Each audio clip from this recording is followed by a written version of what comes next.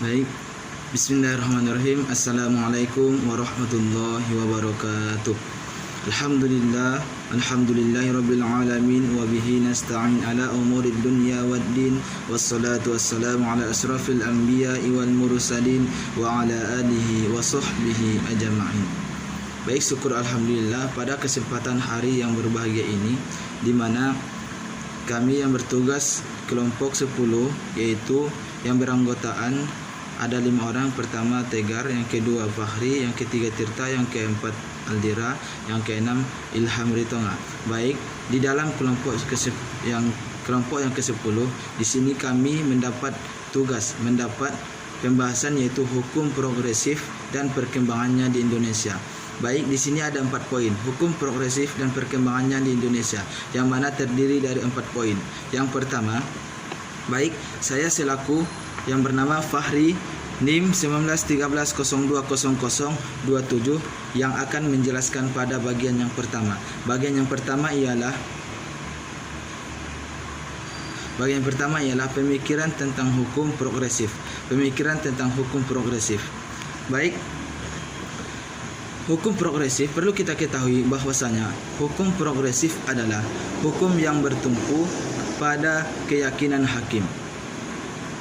Yaitu hukum yang bertumpu pada keyakinan hakim, di mana hakim terbelenggu pada rumusan undang-undang.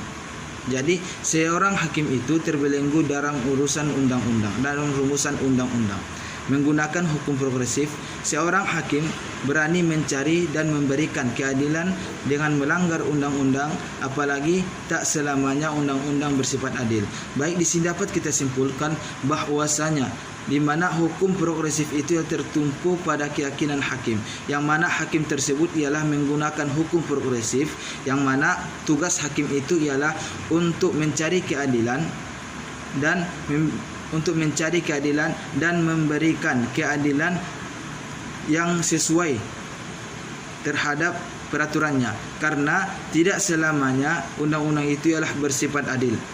Baik, di sini pemikiran tentang hukum progresif sebagaimana Sadjipto Raharjo memperkenalkan bahwasanya pemikiran hukum progresif adalah sebuah gagasan yang bermula dari keprihatinan terhadap kehidupan berhukum secara makro di Indonesia, termasuk setelah reformasi, yaitu pada tahun 1998,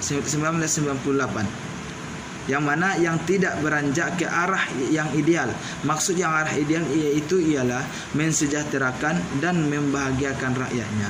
Jadi di sini menurut pendapat Sadjipto Raharjo dapat kita simpulkan bahwasanya pemikiran hukum progresif itu sebuah gagasan yang bermula dari keprihatinan, yaitu sebuah gagasan yang bermula dari keprihatinan, yaitu ialah dalam artian kata sebuah peraturan yang gunanya untuk mencari keadilan, yaitu ialah untuk mencari keadilan untuk siapa? Untuk membahagiakan dan untuk mensejahterakan rakyatnya. Tetapi apa yang terjadi dengan kehidupan berhukum? Justru suatu keterpurukan dan kemunduran, antara lain terlihat pada mafia peradilan, komersialisasi dan komodifikasi hukum.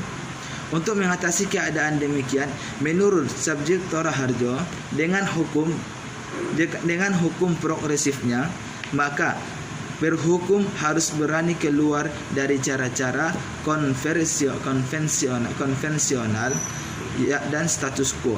Jadi di sini dapat kita simpulkan kesimpulan daripada pembahasan yang pertama, ialah pemikiran hukum progresif yaitu untuk mencari keadilan terhadap masyarakat, yang mana hukum progresif ini ialah bermula daripada keprihatinan terhadap masyarakat. Diakibatkan apa? Diakibatkan bahwasanya undang-undang itu tidak selamanya bersifat adil. Jadi dengan adanya hukum progresif, maka sebagaimana yang dicetuskan oleh Sadjipto Raharjo, Maka dengan adanya hukum progresif, tujuan hukum ini ialah untuk membahagiakan dan untuk mensejahterakan rakyatnya dengan undang-undang atau dengan peraturan yang adil. Maka dengan adanya hukum progresif ini adalah bisa membahagiakan dan mensejahterakan rakyatnya. Mungkin cukup sekian yang dapat saya sampaikan. Wabillahi taufiq wal hidayah wa ridha wal inayah. Assalamualaikum warahmatullahi wabarakatuh. Bismillahirrahmanirrahim. Perkenalkan, nama saya Aldi Roktarian dengan NIM 1913020033. Saya dari jurusan Perbandingan Mazhab BP 19. Saya akan membahas tentang hukum progresif dalam perspektif hukum kritis. Hukum progresif dalam perspektif kritis menurut Sajib Toro Harjo menjelaskan dengan terminologi status quo.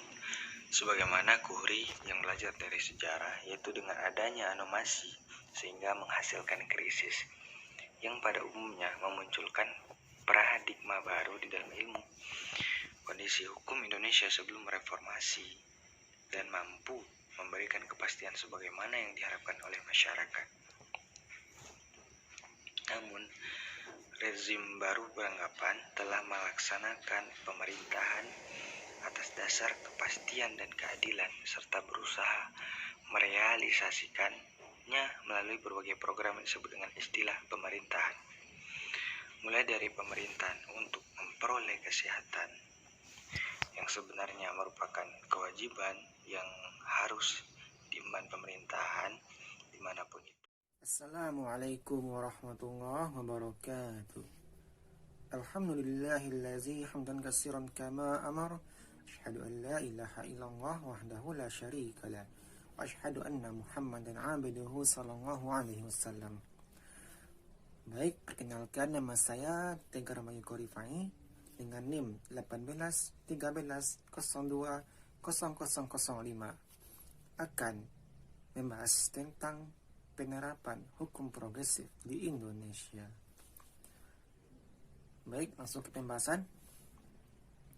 Dalam tradisi legal positivisme, hukum merupakan atau hukum ditegakkan tanpa memandang keadilan. Maka dari itu, menurut pemikiran legal positivisme, hukum dikonsepsikan sebagai legislasi yang banyak berkembang di negara demokrasi ini. Hukum adalah peraturan perundang-undangan yang dibuat berdasarkan legislasi. Apakah itu? Ya, hukum ini dibuat tanpa memandang adanya rasa adil atau keadilan. Dan ini dapat membuat rakyat menjadi sengsara, hilangnya keadilan dan hilangnya kesejahteraan. Inilah pada waktu itu terdapat di Indonesia, karena Indonesia merupakan negara demokrasi. Dan menurut Sajib Toro Harjo, hukumlah yang melayani manusia, bukan sebaliknya. Maka diterapkanlah hukum progresif di Indonesia untuk mengubah pemikiran tentang hukum ini dan menciptakan keadilan bagi masyarakat. Sekian, terima kasih. Bismillahirrahmanirrahim. Assalamualaikum warahmatullahi wabarakatuh. Nama saya Tirta Zuliswandika, NIM 1913020028. Di sini saya akan melanjutkan keterangan makalah kami dari kelompok 10, yaitu mengenai hukum progresif dan perkembangannya di Indonesia. Yaitu di dalam poin ketiga, hukum progresif dan penegakan hukum di Indonesia. Istilah hukum progresif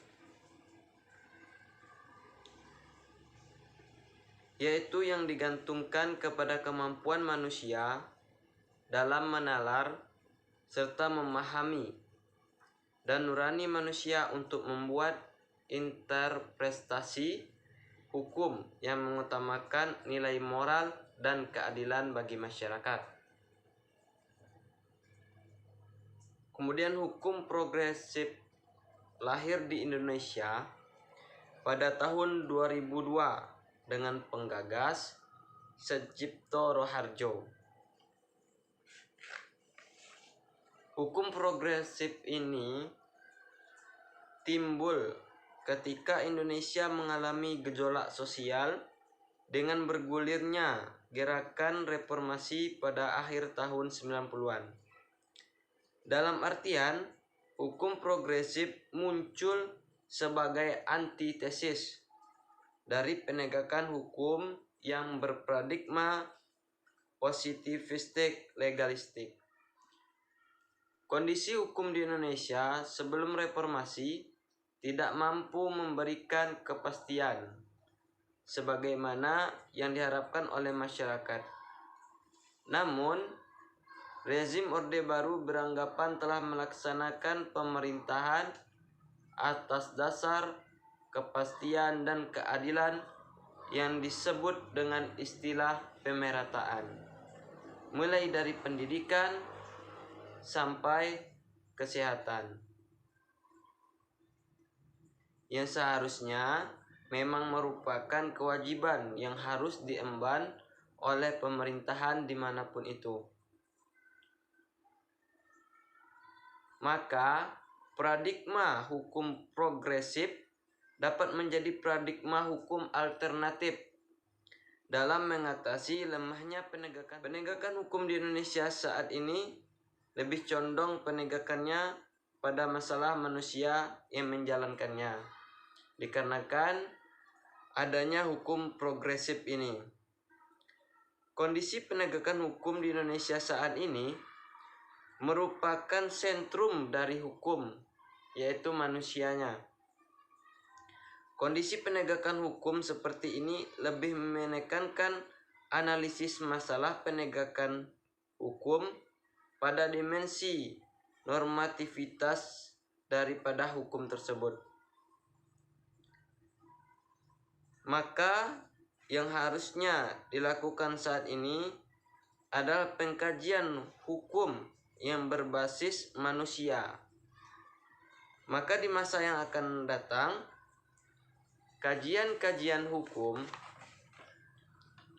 seperti psikologi hukum dan antropologi hukum diperlukan guna untuk menyokong solusi masalah lemahnya penegakan hukum dari sisi kemanusiaan. Mungkin itu yang dapat saya sampaikan. Kurang dan lebihnya saya mohon maaf. Wabillahi taufiq wal hidayah. Wassalamualaikum warahmatullahi wabarakatuh. Kemudian selanjutnya adalah bagian yang ketiga, yaitu tentang hukum progresif dan pluralisme hukum di Indonesia. Nah, di sini saya berinisiatif untuk mendapatkan pengertian hukum progresif dan pluralisme hukum di Indonesia. Maka saya akan memisahkan antara kalimat hukum progresif dan pluralisme hukum di Indonesia. Yang pertama adalah kalimat hukum progresif. Sebagaimana yang telah dijelaskan oleh pemakalah di awal materi dalam kelompok ini, di situ dijelaskan mengenai pengertian tentang hukum progresif. Nah, di sini saya tidak akan menjelaskan secara terperinci, hanya saja saya akan menyebutkan secara sekilas saja untuk guna untuk mendapatkan pengertian yang dimaksud dengan hukum progresif dan pluralisme hukum di Indonesia. Langsung saja bahwa yang dikatakan dengan hukum progresif adalah hukum yang bertumpu pada keyakinan hakim. Dia itu berdasarkan pada keyakinan hakim gitu. Di mana hakim tidak terbelenggu, di mana hakim tidak terikat, tidak terpaku pada undang-undang. Artinya dia tidak ada saatnya dia itu tidak dibatasi oleh undang-undang begitu. Dengan menggunakan hukum, kemudian apakah tujuan hukum progresif ini? Dengan menggunakan hukum progresif ini, seorang hakim akan berani mencari dan memberikan keadilan dengan melanggar undang-undang. Nah, perlu digarisbawahi bahwa tujuan hakim di sini diperbolehkan untuk melanggar undang-undang bukan berarti semena-mena tidak memiliki kategori, tetap memiliki kategori. Dalam kategori yaitu untuk memberikan keadilan dan kesejahteraan kepada masyarakat. Kemudian yang kedua adalah pluralisme hukum di Indonesia. Nah, yang dikatakan dengan pluralisme hukum di Indonesia adalah pemahaman mengenai keberadaan mekanisme-mekanisme hukum yang berbeda yang ada di masyarakat Indonesia. Nah, kita akan pluralisme hukum ini adalah pemahaman tentang mekanisme hukum mekanisme-mekanisme hukum yang berbeda-beda yang ada di Indonesia. Nah, secara sederhananya yang dikatakan dengan hukum pluralisme ini akan hadir sebagai kritikan terhadap sentralisme dan positivisme dalam menerapkan hukum kepada rakyat.